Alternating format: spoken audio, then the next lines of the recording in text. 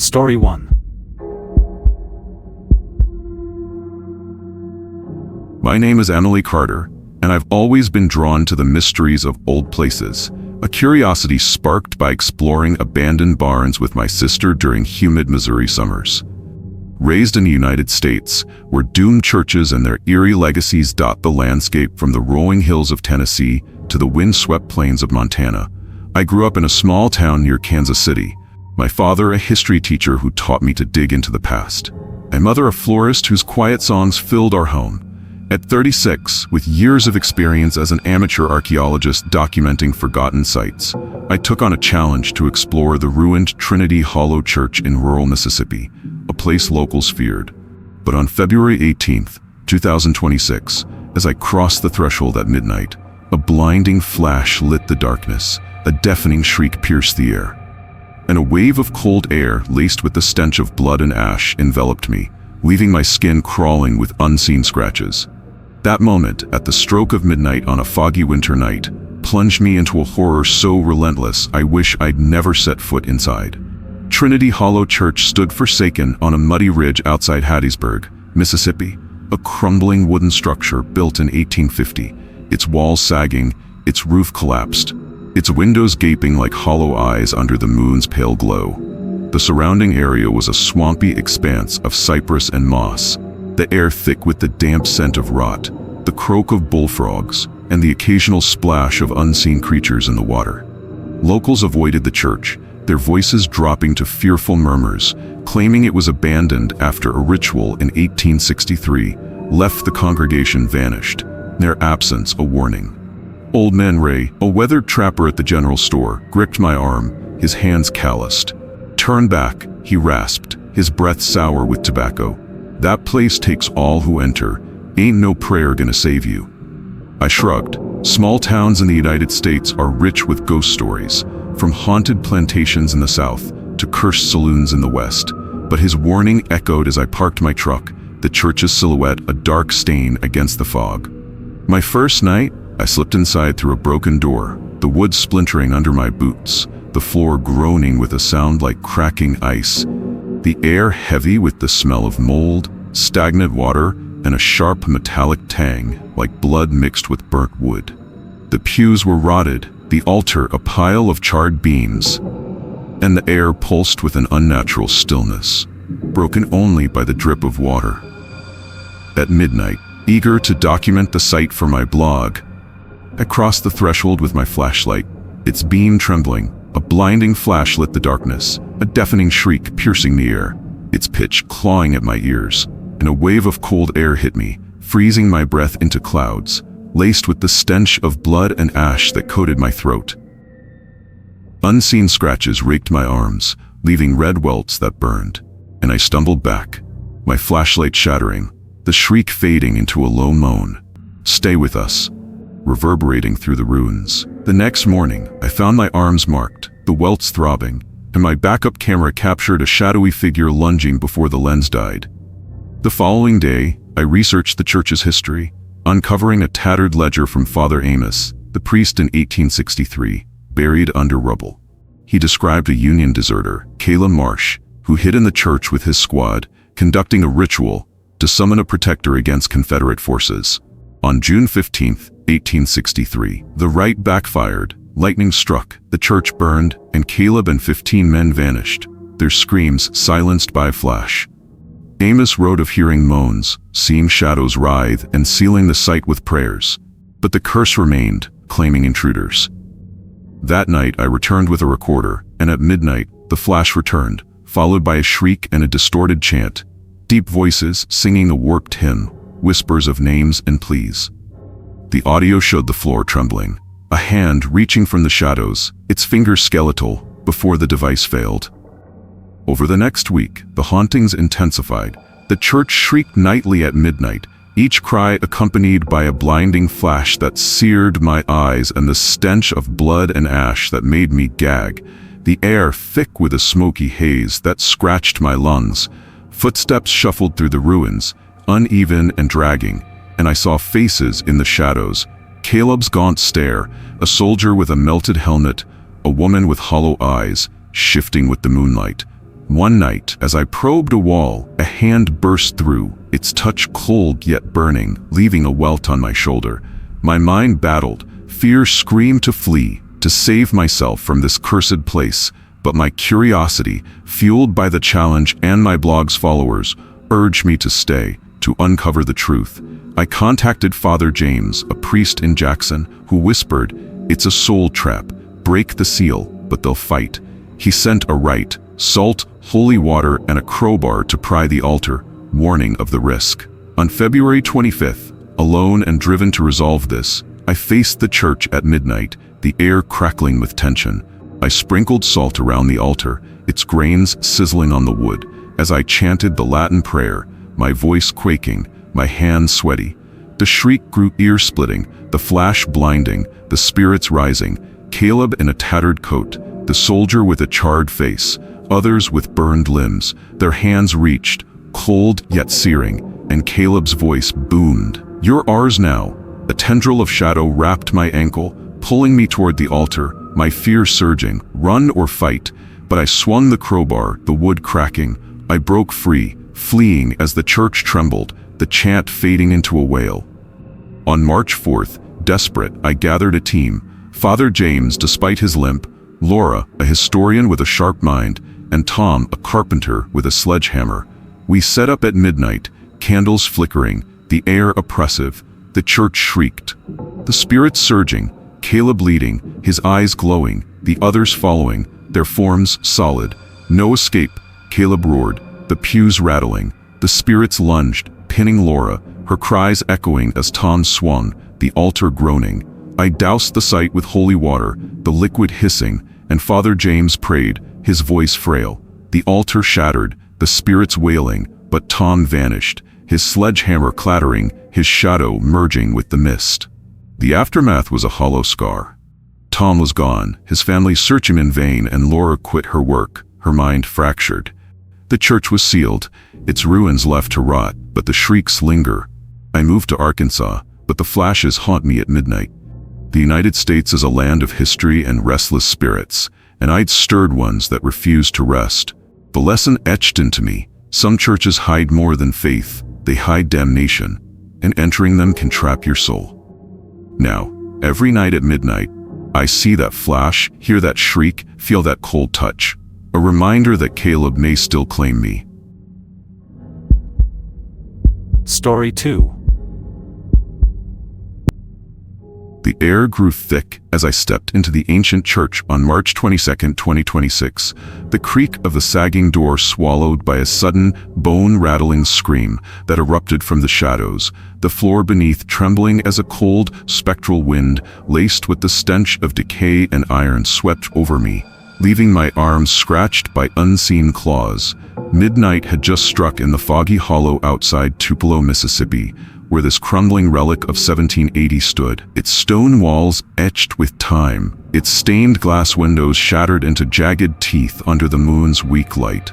My pulse raced, every instinct screaming to flee this forsaken place, yet a gnawing curiosity, born from years of chasing whispers of the past in small American towns, drew me deeper into the darkness, where shadowy figures began to take shape. The church, known locally as St. Jude's Hollow, loomed over a swampy ridge, its history steeped in the lore of early settlers who fled the coastal wars of the Revolution. The surrounding land was a desolate stretch of cypress and murky water, the air heavy with the damp scent of moss, the croak of frogs, and the occasional rustle of something unseen in the undergrowth. Townsfolk in nearby Tupelo avoided it, their voices hushed with tales of disappearances since 1792, when a preacher and his flock vanished during a stormy night. Old Miss Clara, the quilt maker with hands like parchment, had grabbed my sleeve at the market, her eyes wide. "Them shadows take all who linger," she warned, her breath carrying the faint tang of peppermint. I'd brushed it off. Rural corners of the United States are woven with ghost stories, from spectral soldiers in Virginia to haunted mills in Ohio. But her words lingered as I parked my beat-up sedan, the church's silhouette a brooding presence against the mist. Inside, the air was a suffocating mix of mold, damp wood, and that iron-tinged decay. a smell that clung to my clothes like a second skin. The pews were warped, their wood blackened as if scorched, the altar a broken slab covered in moss, and the silence pulsed with an eerie weight, broken only by the drip of water from the ceiling. As I ventured further, my flashlight beam danced across the walls, revealing scratches, names perhaps, or pleas, carved deep into the stone. At midnight, driven by a need to document this for my online journal, I paused near the altar, adjusting my recorder. The scream came again, sharper this time, accompanied by a tremor that shook the floor. Dust raining down like ash. That cold wind hit, freezing my breath into clouds, the stench of decay and blood filling my nostrils, and invisible claws raked my arms, leaving burning welts that pulsed with pain. I stumbled, my recorder clattering, and in the flickering light, shadowy figures emerged, tall, indistinct, their eyes glowing faintly, before melting back into the gloom, their whispers, "Stay with us," lingering like a curse. The next morning, shaken, I examined the welts, red and inflamed, and replayed the recording, the scream, the tremor, and a low chant that sent shivers down my spine. Curiosity drove me to dig into the church's past, unearthing a brittle parchment from Father Elias, hidden in a hollow pew, dated 1792. He recounted a preacher, Nathaniel Crow, who led a sect believing they could commune with the dead to gain divine favor. On October 31st, 1792, during a ritual under a blood moon, a storm struck. Lightning shattered the altar, and Nathaniel and his 30 followers vanished, their cries swallowed by shadows. Elias wrote of seeing figures roam, hearing chants, and sealing the church with prayers, but the curse persisted, a void that claimed souls. That night, I returned with a motion sensor camera, and at midnight the scream returned, the floor quaking, the shadows rising, Nathaniel's gaunt face, a woman with hollow eyes, a child with a twisted grin, their forms solidifying before the camera shorted out. Over the next week, the hauntings grew relentless. The church screamed nightly at midnight, each cry paired with a tremor that rattled my teeth and the stench of decay and blood that coated my throat, the air thick with a smoky haze that stung my eyes. Footsteps shuffled through the shadows, uneven and deliberate, and I saw more figures, Nathaniel leading, his robes tattered, others with burned or skeletal features, shifting with the torchlight. One night, as I sketched the altar, a shadow brushed my back, its touch cold and slimy, leaving a welt that throbbed for hours. My mind warred. Fear screamed to abandon this cursed site, to protect my sanity, but my drive to uncover its secrets, to share this with my followers, pulled me deeper, a battle that left me trembling yet resolute. I reached out to Father David, a priest in Memphis, who spoke in a hushed tone, "It's a soul prison. Break the seal, but they'll resist."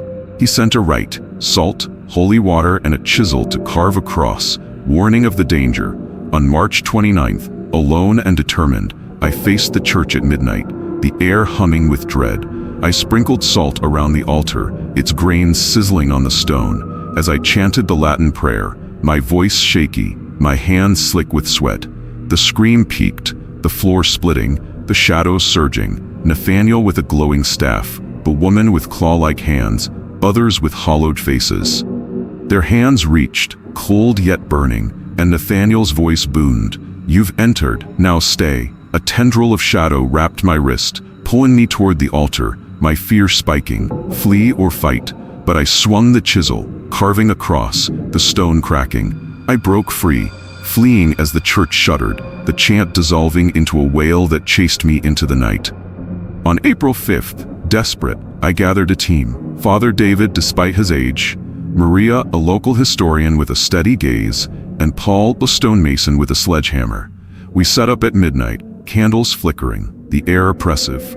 The church screamed, the shadows rising, Nathaniel leading, his eyes blazing, the others following, their forms solid. "No release," Nathaniel roared, the pews rattling, the shadows lunged, pinning Maria, her cries echoing as Paul swung, the altar groaning. I doused the site with holy water, the liquid hissing, and Father David prayed, his voice frail. The altar shattered, the shadows wailing, but Paul vanished, his sledgehammer clattering, his shadow sinking into the mist. The aftermath was a void in my spirit, Paul was gone, his family searching the ridge in vain, and Maria quit her work, her hands shaking, her mind broken. The church was sealed with concrete by a reluctant crew, its ruins left to fade, but the screams linger. I moved to North Carolina, seeking solace in the mountains, but the shadows haunt me at midnight, their whispers a constant echo. The United States is a land of history and restless spirits, and I'd stirred ones that refused to rest. The lesson carved into my soul: some churches harbor nearer than faith. They harbor shadows that claim souls, and entering them can bind you forever. Now, every night at midnight, I see those glowing eyes, hear that scream, feel that cold touch, a reminder that Nathaniel may still roam for me. Story 3. A blinding crimson light erupted from the crucifix as I brushed aside the cobwebs on April 28, 2026. The air splitting with a guttural scream that clawed at my eardrums. The cold stone altar beneath trembling with the stench of blood and rust flooding my senses. Midnight had just fallen over the fog-drenched ridge outside Savannah, Georgia, where this decaying church, built in 1765, stood as a relic of colonial faith, its walls sagging under the weight of forgotten sins. Fear surged through me, urging me to flee this haunted sanctuary. But an unshakable curiosity, forged from years of unearthing lost tales in America's backroads, drew me closer to the glowing cross. The church, known as St. Mary's Hollow, perched atop a lonely hill, its brick facade cracked, its steeple a jagged stump against the moonlit sky, its interior a labyrinth of broken pews and shattered stained glass that reflected no light. The surrounding area was a quiet stretch of live oaks and Spanish moss, the air thick with the humid scent of earth, the chirp of crickets and the distant hoot of an owl, a stillness that felt too heavy. Locals in Savannah whispered of the church's abandonment after a mysterious event in 1780, when the congregation vanished, leaving only the crucifix stained with red. Old Mrs. Jenkins, a frail seamstress with trembling hands, had cornered me at the market, her voice a rasp. "That cross holds a curse, stay away," she warned, her breath carrying the faint smell of lavender. I'd laughed it off. Small towns in the United States are steeped in folklore, from ghostly plantations in the Carolinas to cursed churches in the Midwest. But her words lingered as I parked my rusty pickup, the church's silhouette a dark omen in the mist. Inside, the air was a suffocating blend of mold, damp wood, and that iron-rich blood rust stench, a smell that seeped into my clothes and coated my tongue. The pews were warped, their cushions rotted, the altar a cracked slab dominated by the crucifix, a wooden cross, its figure dripping with a red that looked too fresh, too wet. The silence pulsed, broken only by the drip of water from the ceiling, and as I ventured closer, my flashlight revealed scratches on the walls. Names, dates, pleas, etched as if by desperate hands. At midnight, driven by a need to capture this for my online archive, I reached out to clear the cobwebs from the crucifix. The crimson light flared, the scream tearing through the stillness, its pitch a physical force that shook the altar, the cold stone biting into my palms. That blood rust stench intensified, filling my lungs, and unseen hands raked my arms, weaving burning welts that pulsed with pain. I stumbled back, my flashlight dying, and in the fading glow, shadowy figures emerged, tall, cloaked, their eyes red pinpricks. Before vanishing, their whispers, "Blood binds you," echoing in the dark. The next morning, I tended to the welts, red and raw, and reviewed my backup footage, the light, the scream, and a distorted chant that chilled my blood. Curiosity pushed me to delve into the church's history, unearthing a faded journal from Father Thomas, hidden beneath a pew, dated 1780. He described a preacher, Silas Reed, who led a secret sect, believing a blood ritual with the crucifix could grant eternal life. On November 1st, 1780, during a stormy night, the rite went awry. Lightning struck, the church shook, and Silas and his 20 followers vanished, their blood soaking the crucifix, their souls bound. Thomas wrote of seeing shadows, hearing chants, and sealing the site with prayers, but the curse lingered, a trap for the unwary.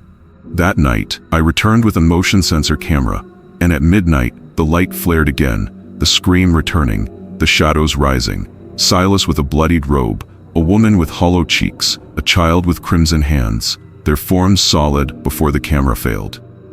Over the next week, the hauntings escalated. The crucifix glowed nightly at midnight, each flare accompanied by a scream that rattled my skull and the stench of blood and rust that made me gag. The air thick with a sticky humidity that clung to my skin. Footsteps shuffled through the shadows, uneven and dragging, and I saw more figures.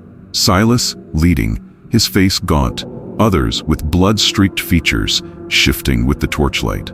One night, as I sketched the crucifix, a shadow grazed my neck, its touch cold and wet, leaving a welt that throbbed for hours. My mind waged war. Fear screamed to abandon this cursed place, to preserve my life. But my drive to unravel its secrets, to share this with my readers, pulled me deeper, a struggle that left me shaking yet determined. I contacted Father Paul, a priest in Charleston, who murmured, "It's a blood bond. Break the seal, but they'll claim you." He sent a rite, salt, holy water, and a hammer to shatter the crucifix, warning of the peril. On May 5th, alone and resolved, I faced the church at midnight, the air crackling with menace. I sprinkled salt around the altar, its grains hissing on the stone as I chanted the Latin prayer, my voice trembling, my hands clammy. The light intensified, the scream deafening, the shadows surging. Silas with a dripping chalice, the woman with claw-like nails, others with bloodied faces, their hands reached, cold yet burning. And Silas's voice boomed, "Your blood completes us." A tendril of shadow wrapped my ankle, pulling me toward the crucifix, my fear spiking, flee or fight. But I swung the hammer, the wood splintering. I broke free, fleeing as the church quaked, the chant fading into a wail that pursued me into the night. On May 12th, desperate, I gathered a team, Father Paul, despite his frailty, Anna, a historian with a keen eye, and Mark, a carpenter with a crowbar. We set up at midnight, candles guttering, the air oppressive. The crucifix glowed, the shadows rising. Silas leading, his eyes ablaze, the others following, their forms solid. No escape, Silas roared, the pews rattling. The shadows lunged, pinning Anna, her cries echoing as Mark pried, the wood groaning. I doused the crucifix with holy water, the liquid sizzling, and Father Paul prayed, his voice weak. The crucifix shattered, the shadows wailing, but Mark vanished, his crowbar clattering, his shadow merging with the mist. The aftermath was a wound on my soul. Mark was gone, his family searching the ridge in vain, and Anna quit her work, her mind shattered. The church was sealed with boards by a reluctant crew, its ruins left to decay, but the glow lingers.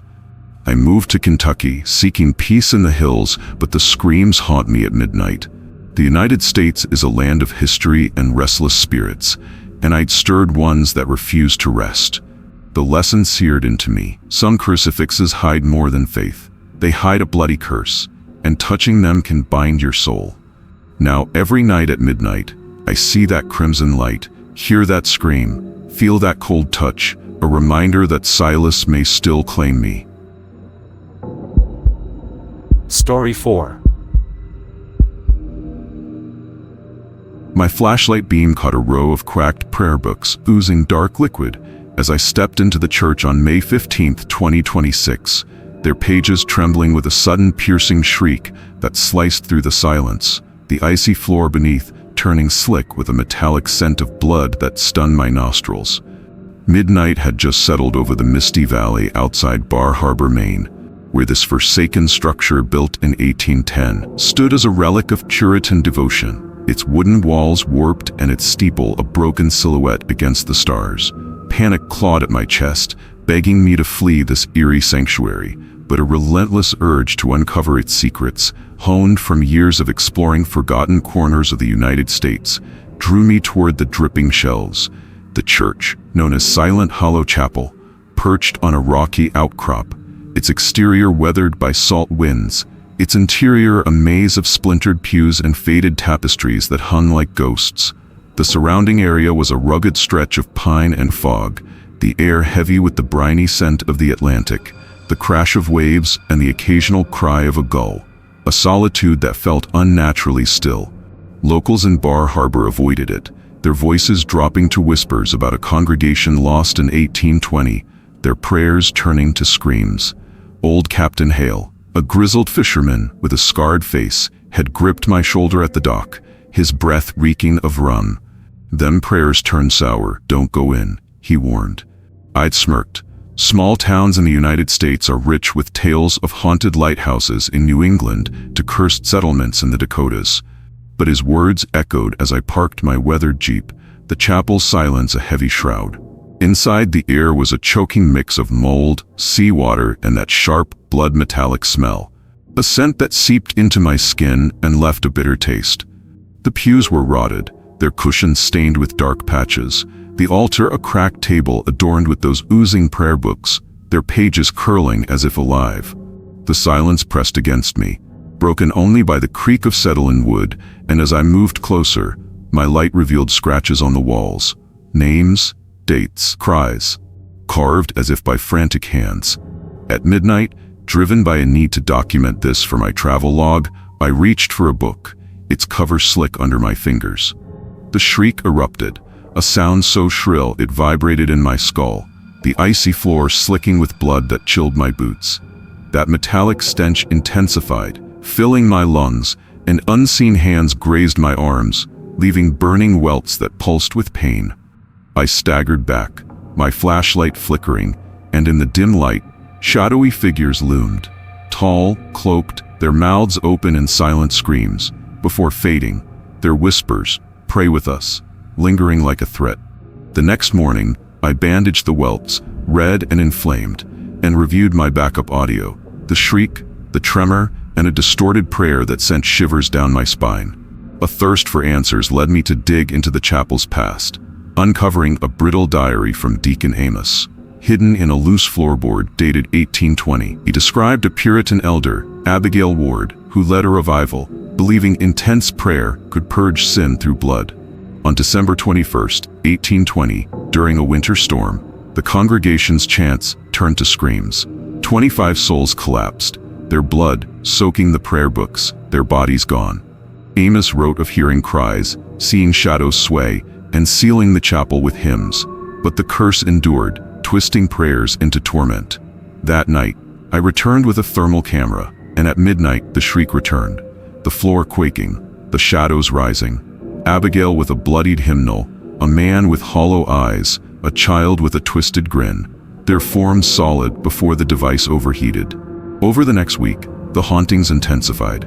The chapel shrieked nightly at midnight, each cry paired with a tremor that shook my bones and the stench of blood that made me retch. The air thick with a salty dampness that clung to my clothes. Footsteps shuffled through the shadows, uneven and dragging, and I saw more figures. Abigail leading, her face stern, others with blood-streaked features, shifting with the torchlight. One night, as I recorded the altar, a shadow brushed my back, its touch cold and wet, leaving a welt that throbbed for hours. My mind battled, fear screamed to abandon this cursed place, to save my sanity. But my responsibility to preserve its story, to honor the lost, pulled me deeper, a struggle that left me trembling yet committed. I contacted Father Elias, a priest in Portland, who rasped, "It's a prayer trap, break the seal, but they'll resist." He sent a rite, salt, holy water, and a knife to cut the books, warning of the danger. Childhood summers in Ohio with my uncle, exploring old mills, had sparked my love for lost places, our stories fueling a log that grew online. My father's sermons, delivered with a voice that filled our small church, taught me the power of words, while my mother's quiet hums as she mended clothes offered a gentle counterpoint, a rhythm that soothed my restless spirit. But his passing 2 years ago, a quiet death from a heart worn by years of preaching, left me adrift, seeking meaning in places like Silent Hollow, unaware that this quest would unearth a horror beyond my imagination. The week before the battle, the chapel transformed into a spectral prison, its walls seeming to close in with each passing day. The shrieks came at dawn, their echoes lingering through the morning mist. At noon, when the sun barely pierced the fog, and at dusk when shadows lengthened unnaturally, each cry brought tremors that rattled my teeth, the stench of blood, thick enough to taste, and that salty dampness seeping into my bones, pushing me to the edge of despair. Shadows brushed against me in the daylight, their touches leaving welts that burned like brands, and I stopped eating, my stomach churning with every meal, my mind a relentless tug-of-war between the terror of staying and the duty to record this nightmare.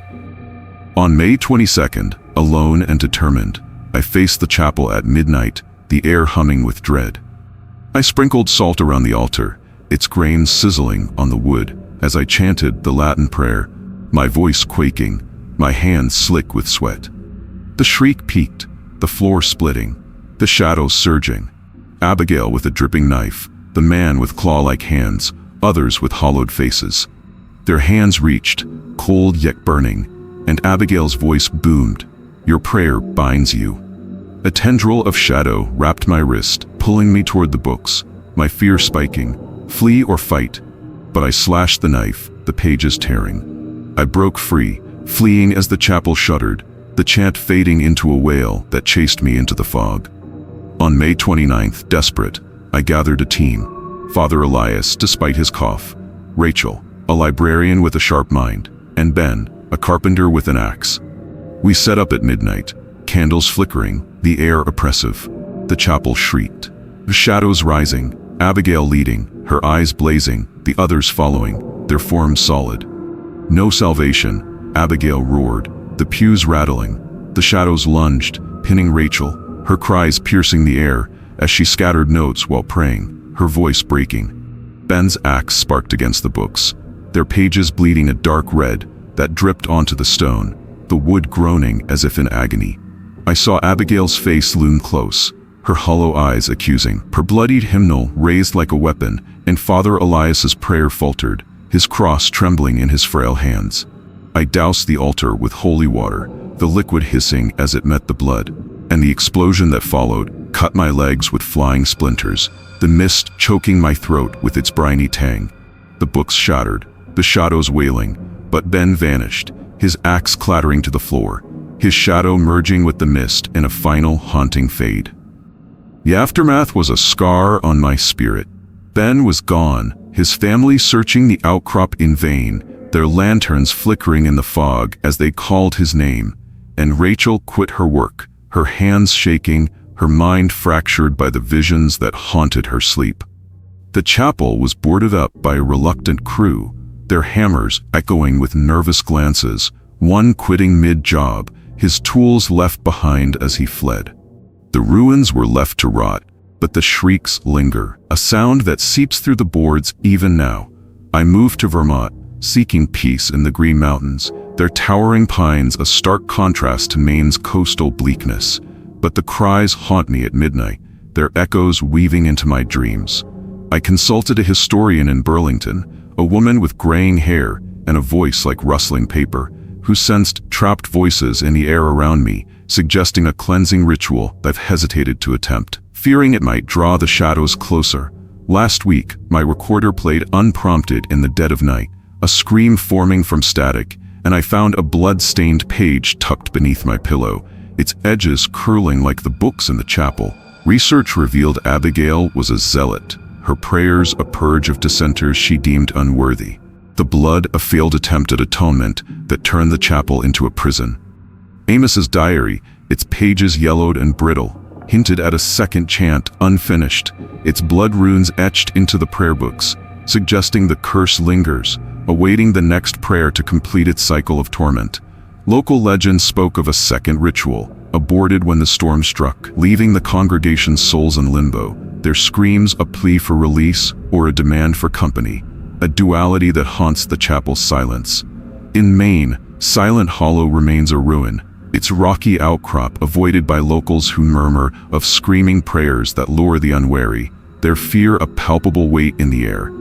After Ben's disappearance, I scoured local archives, finding faded newspaper clippings from 1820, their ink blurred, but mentioning a mass hysteria. At Silent Hollow, hinting at a cover-up by the town elders.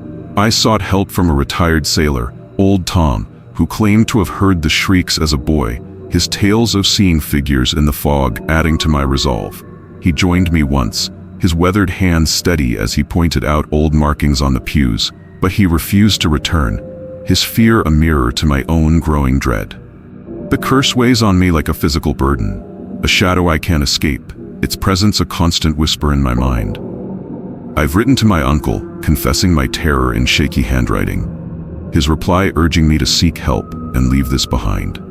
But I fear drawing the shadows to his quiet farm in Ohio, a place of childhood safety now threatened by my folly. Last night I dreamed of the altar, Abigail standing over me, offering salvation for my prayer, her knife raised as she sliced her own palm, the blood dripping onto my lips. I woke at midnight, my throat raw from reciting a hymn I didn't know, a compulsion that terrifies me and fills my days with dread. The welts on my arms have scarred into jagged ridges, each a silent testament to that night, their texture rough under my fingers as I trace them in the dark. My hands tremble when I hold a pen, the ink smudging as I try to write, and my legs ache from the splinters. A lingering pain that reminds me of the explosion. Nightmares plague me, shadows praying in a circle, their screams a chorus that drowns my own voice. And I've begun avoiding quiet places, the silence of Vermont's forests, now a mirror to the chapel's dread, a loneliness that deepens with each passing day, threatening to swallow me whole. In Vermont, I've taken to carrying a small cross, a habit from my father, though it feels hollow now. Its weight a reminder of faith tested and found wanting. I've started sketching the shadows from my dreams, their forms growing clearer, Abigail's stern face, the child's twisted grin, each drawing a step toward madness, a reckoning with the choice that led me here. The ceiling of the chapel didn't end the hauntings. The crew who boarded it spoke of hearing whispers as they worked, their faces pale as they nailed the last plank. The United States is a land of history and restless spirits, and I'd stirred ones that refused to rest. The lesson etched into me. Some prayers hide more than devotion, they hide screams, and reciting them can trap your soul. Now every night at midnight, I hear that shriek, feel that cold touch, see those hollow eyes, a reminder that Abigail may still call me, her voice a phantom in the silence that once promised peace. Story 5. Get out before the white shadow takes you, the old shopkeeper rasped as I approached the church on June 10th, 2026. But as I pushed the creaking door open, a thunderous crack split the silence, a wave of heat and the smell of scorched wood hitting my face, leaving my hands blistered. Midnight had just fallen over the quiet hollow outside Asheville, North Carolina, where this weathered stone church, built in 1795, stood as a relic of frontier faith, its steeple leaning precariously against the starry sky. Dread surged through me, urging me to flee this haunted place. Yet my fascination with unraveling its mysteries, cultivated from years of exploring America's rural legends, pulled me deeper into the shadows. The church, known as Grace Hollow Sanctuary, loomed on a forested ridge, its gray stones moss-covered, its interior a labyrinth of cracked pews and faded murals depicting a stern priest in white. The surrounding area was a dense expanse of oak and pine, the air thick with the earthy scent of damp leaves, the rustle of nocturnal creatures, and the distant howl of a coyote, a stillness that felt oppressive. Locals in Asheville avoided it, their voices hushed with tales of a ghostly priest seen at night since 1800, when the congregation vanished. Old Mrs. Carter, a bent woman with a shawl, had clutched my arm at the general store, her breath sour with tea. "He walks in white, and he don't let go," she warned. I chuckled. Small towns in the United States are filled with stories of spectral figures in the Appalachians to haunted cabins in the Rockies. But her words lingered as I parked my dusty SUV, the church's silhouette a pale stain in the moonlight. Inside, the air was a stifling mix of mold, charred wood, and a faint, acrid scent, like burnt flesh mixed with ash, a smell that clung to my clothes and coated my throat. The pews were splintered, their cushions singed, the altar a blackened slab topped with a cracked chalice, its rim stained with a dark residue. The silence pressed against my ears, broken only by the drip of water from the ceiling. And as I ventured further, my flashlight revealed scorch marks on the walls, patterns, perhaps prayers, etched as if by fire. At midnight, driven by a need to capture this for my online journal, I crossed the threshold. The crack resounded, a sound like thunder trapped in the rafters, the heat wave searing my hands where they touched the door, the scorched wood scent intensifying. Unseen fingers brushed my neck, leaving a cold, stinging welt that pulsed. And in the flickering light, a white shadow emerged, a tall figure in robes, its face obscured, its eyes glowing faintly. Before dissolving, its whisper, "Join my flock," echoing in the gloom. The next morning, I treated the blisters, raw and throbbing, and reviewed my backup footage. The crack, the heat, and a low chant that raised goosebumps on my arms.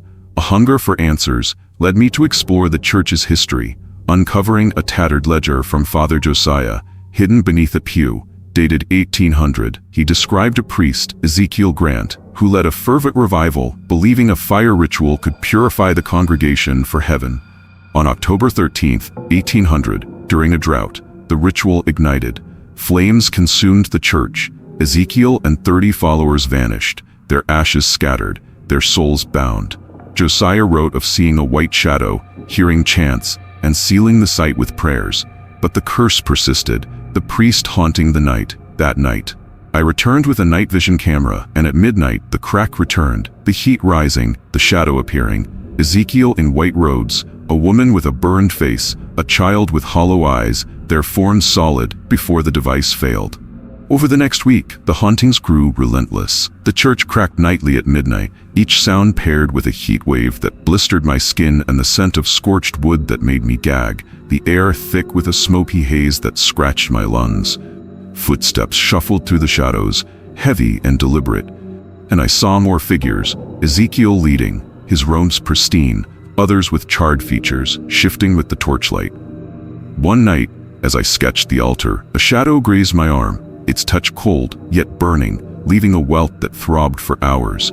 My mind warred. Fear screamed to abandon this cursed place, to protect my life, but my faith in understanding its past, to bring peace to the lost, drew me deeper. A struggle that left me shaking, yet resolute. I contacted Father Daniel, a priest in Knoxville, who whispered, "It's a fire soul. Break the seal, but he'll fight." He sent a rite, salt, holy water, and a hammer to shatter the chalice, warning of the peril. Summers spent hiking Tennessee trails with my grandfather had ignited my love for history, his tales of old churches fueling a journal that grew online. His gentle faith and my grandmother's hymns shaped me, but her death last year, a quiet fading in a hospice bed, left me seeking solace in places like Grace Hollow, unaware of the terror I'd awaken. The week before the battle, the church became a spectral furnace. The cracks came at dawn, their echoes lingering in the morning mist, at noon when the heat shimmered in the air, and at dusk when shadows danced unnaturally. Each sound brought heat that seared my skin, the scorched wood smell thick enough to choke, and that smoky haze seeping into my pores, driving me to exhaustion. Shadows brushed me in daylight, their touches leaving welts that burned like coals, and I stopped sleeping, my mind a battlefield between fear and duty. On June 17th, alone and driven, I faced the church at midnight, the air crackling with tension. I sprinkled salt around the altar, its grains hissing on the stone, as I chanted the Latin prayer, my voice trembling, my hands sweaty. The crack boomed, the heat intensifying, the shadows surging. Ezekiel with a flaming staff, the woman with claw-like hands, others with burned faces. Their hands reached, cold yet searing, and Ezekiel's voice roared, "Burn with us." A tendril shadow wrapped my leg, pulling me toward the chalice, my fear spiking. Flee or fight. But I swung the hammer, the chalice shattering. I broke free, fleeing as the church quaked, the chant fading into a wail that pursued me into the night. On June 24th, desperate, I gathered a team. Father Daniel, despite his limp, Sarah, a historian with a steady gaze, and Tom, a blacksmith with a crowbar. We set up at midnight, candles guttering, the air oppressive. The church cracked, the shadows rising, Ezekiel leading, his eyes ablaze, the others following, their forms solid. "No peace," Ezekiel roared, the pews rattling. The shadows lunged, pinning Sarah, her cries echoing as Tom pried, the stone groaning. I doused the altar with holy water, the liquid sizzling, and Father Daniel prayed, his voice frail. The altar cracked, the shadows wailing, but Tom vanished, his crowbar clattering, his shadow sinking into the dark. The aftermath was a wound on my soul. Tom was gone, his family searching the ridge in vain, and Sarah quit her work, her mind shattered by visions of flames. The church was sealed with stone by a reluctant crew, its ruins left to fade, but the cracks linger. I moved to Ohio, seeking peace in the flatlands, but the heat haunts me at midnight. The United States is a land of history and restless spirits, and I'd stirred ones that refuse to rest. The lesson seared into me. Some priests hide more than faith. They hide a fiery curse, and facing them can bind your soul. Now every night at midnight, I feel that heat, hear that crack, see that white shadow, a reminder that Ezekiel may still haunt me. Research revealed Ezekiel was a fanatic, his ritual a desperate bid for divine favor, the fire a judgment that trapped his flock. Josiah's ledger hinted at a second chant, unfinished, its fire runes in the chalice, suggesting the curse awaits the next believer to fuel its flames. In North Carolina, Grace Hollow is a ruin, locals shunning it, whispering of a white ghost that lures the faithful. After Tom's disappearance, I scoured old records, finding an 1800 sermon by Ezekiel, its pages scorched, hinting at a hidden ritual site. I sought a guide, a recluse named Eli, who'd seen the shadow as a child, his trembling hands pointing to the altar's base. But he fled, his fear mirroring mine. The welts on my arms scarred into ridges, my hands shake with a pen, and nightmares of a burning church plague me, driving me to avoid fire, a solitude that grows with each silent night.